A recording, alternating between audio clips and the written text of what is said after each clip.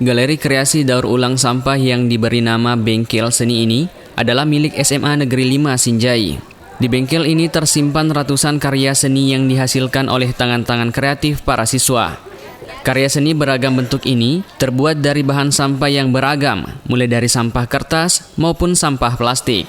Yang di sini yang banyak kita pamerkan mungkin yang terbuat dari bahan-bahan bekas ya, seperti koran, majalah, terus yang semacamnya seperti itu, apakah daun lontar, apakah pelepah-pelepah pisang, ya terus ada juga di sini lukisan-lukisan dari tumbuhan pakis ya yang terkenal mungkin di Borong ya, cuma mungkin di daerah situ yang ada ya lukisan pakis yang diserut sedemikian rupa sehingga menjadi motif-motif batik yang asli tanpa ada warna yang lainnya lagi.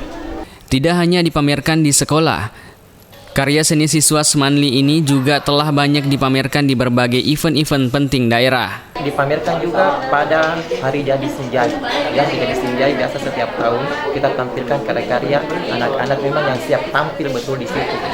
Ya, yang sudah jadi betul kita tampilkan, dia sudah bisa berdaya guna pada masyarakat dan bisa juga mengapresiasi anak-anak yang lain untuk melihat bagaimana hasil-hasil karya seni khususnya seni rupa di SMA 5 Sinjai.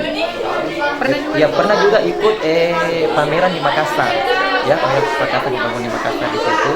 Ya, alhamdulillah banyak juga dengan kerjasama sama Perindak ya, perdagangan kita karya-karya kita dibawakan di sana dan pariwisata juga biasa. Ya. Dengan kreativitas siswa mendaur ulang sampah menjadi karya seni ini, pihak sekolah berharap karya ini juga dapat menuai apresiasi maupun nilai rupiah, sehingga siswa dapat lebih termotivasi untuk mengembangkan hasil karyanya. Arhan Baharudin, Swinandar HA, Sinjai TV.